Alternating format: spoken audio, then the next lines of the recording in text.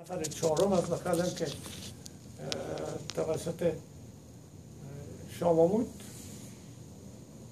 زمانشاه کور میشه و در یکی از سیاچه های بالایسار. از جگدلک گفتین چی میکنه از ایراد؟ از جگدلک؟ گفتین باز برادر خود از ایراد میخواه؟ نه، شامامود گفتم تا که همایونشاه والی قندهار بود. بله. شامامود والی هرات بود. خوبه.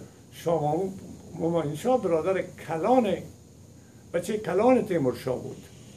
او میگه که من برادر کلان هستم، میراثخور پدرم هستم، باید من پادشاه شوم. باز از همون خاطر لشکرکشی میکنه، میایه در کابل. در اونجا در اون وقت وزیر فتح خان که آدم شخصیت بسیار عمده و بزرگ قندهار است، او به پشتیبانی از همایونشاه زمانشاه را شکست میده، شکست نمیده، متکتی جنگ میکنه و متاسفانه که زمانشاه غالب میشه و همایونشاه پس طرف قندهار شکست خورده و مگروزه. بگیرم از پیشتان سه؟ نه باشه. باز زمان میباشه که در قندهار شامامود همایونشاه را که بچه کلان تیمورشاه است، او را باز ایجنتای زمانشاه که در کابل هستند به یک رقم گرفتار میکنن برای دیگه خلعت بتشانه و بخشش بتشانه، میارن به دست زمانشاه میتن. زمانشاه بدون از دیگه فرق میکنه، بگه برادر مملکت از دوی ماست، اگر من یه در پایتخت هستم، تو والی قندهار هستی، بیاین که یک جای دست به دست هم بتید مملکت درست نگاه کنیم. این فوراً میگیره و چشمای همایونشاه را کور میکنه. اینال برادر همایونشاه که والی هرات است، او از موضوع خبر میشه که هم برادر خرد بودی و هم برادر ما بودی و برادر ما آمد، تو برادر ما را کور کنی. از هرات شروع میکنه لشکرکشی به طرف کابل و در کابل که میآید خوشبختانه مردم غزنی و ممرش یک جایی میشن و در سه چوکی ارغنده یک جنگ میشه و زمانشاه که میبینه مزمعل است، مردم به طرفداریش درست نمی جنگن، زمانشاه فرار میکنه طرف پشاور. دیگر راه نبود، دیگه اون نمی رای سیاسنگ بود و بگرامی بود و خاک جبار بود و لطبن بود و تا طلاق لطبن و طلاق لطبن نمیفهم که یک مردکه بود به نام یک زیارت بود به نام خوجسه بابا و همیش یک نفر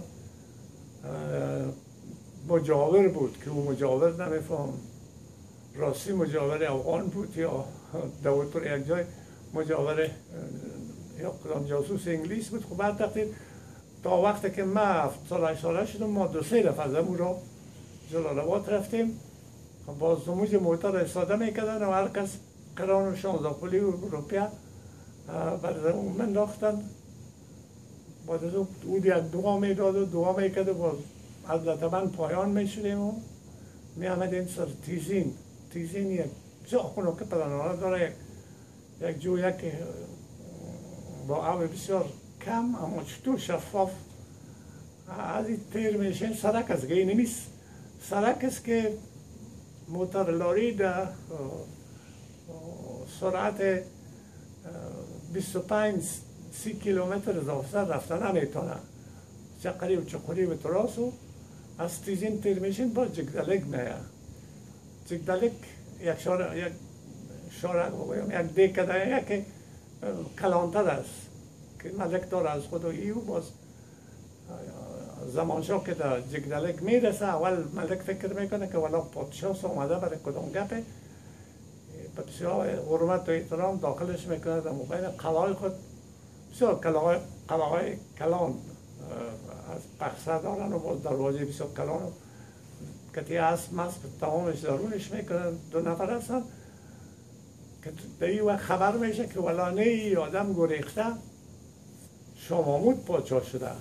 خب طرق دروازه را از بیرون دروازه قلعه را قلف میکنه و هیچ راه گریز نیست. قلعه ها هر کدامش 5 متر حداقل بلندیش است. دروازه قلف. فورا نفر روان میکنه برای شامامود که این زمانشاه پیشم است. در جگدلک ما قلفش کردیم چی کنمش؟ و زمانشاه میگه چی؟ شامامود میگه روانش کابل. باز زمانشاه رو روان میکنن کابل. باز شامامود و قصد کور کردن برادرش همایونشاه بازی زمانشاه را کور میکنه. شامامود زمانشاه را کور میکنه و در یکی از ساچه های بالای سار من داده خودش جلوه سلطنت و دست خود میگیره. دیگه در این وقت اون باز فعالیت انگلیس ها شروع میشن و شاه شجاع را که در چندین سال در مابین هندوستان پیش انگلیس ها پناهنده می باشه. باز مکناتن در سر فیل و یک تعداد سوارها بگیر و نمان و با دبدبه و تنتنه شاه شجاع را داخل کابل میکنن و باعث پادشاه افغانستان شاه شجاع را در سر تخت در بالای سار میشونن. باز شاه شجاع سر تخت میشینه. چند وقت بعدش احساس میکنه که بدر از من فقط پادشاهی بنام است. تمام کارهای دولت و سلطنت و اصلاح مکناتن میکنه و در اینجا وزیر ملک اکبر خان و سید نور محمد شاه و میر بچه خان میر بچه کت اینا از مجاهدین حقیقی افغان هستند. اینا از این مسئله بسیار رنگ میبرند که چی معنا داره. برادر شاه شجاع بر نامش پادشاه است لیکن تمام کارها را مکناتن میکنه. دیگه مکناتن همراه 20,000 عسکر در بالای سار است که در کلشان در بالای سار است یا تقسیم کردن اونمون را نگفتن. خب بر تقدیر مکناتن او وقت پایتخت یا فرض میکنم شانشین جایش بالای سار بود. در بالای سار تعمیرهای بسیار خوب بود و که مکناتن در اونجا زندگی میکرد و رای اساکر و گارد و دیگه خود در این نمیجا سر کدام مسئله تنخواه و معاش اساکر و مردم افغانستان مامورین و دیگه بین مکناتن و وزیر ملک اکبر خان و میر بچه خان و سید نور محمد شاه یک پرخاش میشه و گپ از اونا بالاتر میکشه و گپ به دعوا و دنگله میکشه. شاه شجاع دیگه مولی ورده سر تخت ششته. بالاخره مکناتن پیشنهاد میکنه که یک عینت از طرف شما از طرف وزیر اکبر خان و سید نور محمد شاه و میر بچه خان و یک نفر دیگه لوگری چطور یادم رفت نام اعظام که او هم از مجاهدین بسیار بزرگ افغانستان در مقابل انگلیس است. اینا میاین در مابین بالای سار. دیگه مکناتن 3-4 نفر گارد سر اسب پشت سر مکناتن استاده است و 3-4 نفر گارد پشت سر وزیر ملک اکبر خان و رفقایش استاده است که اینا میشینن گپ میزنن که برادر کاری که تو میکنی صحیح نیست. ما نوکر انگلیس نیستیم. اینجا به اصطلاح مستعمره انگلیس نیست. بان که پادشاهی کنه تو یک سفیر اینجا هستی باشه یا نیستی در قصیت نیستی. و دمی گیردار گپا تون میشه و تیز میشه.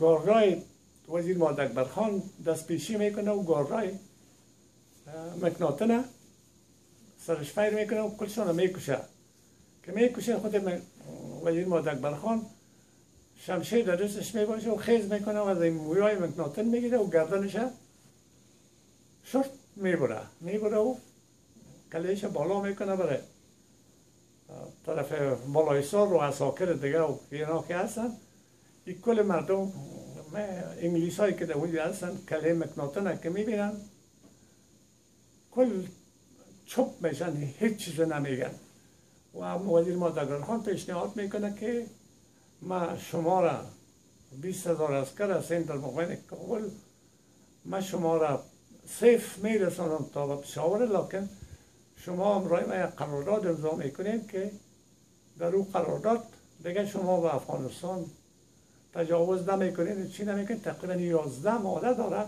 و هر ماده دیده که بخواید دیگه برای انگلیس ها از این که در حقارت در تاریخ نبوده که در این قرارداد کلش یاد دادم نمیمانه که قرارداد آنها 11 ماده داشت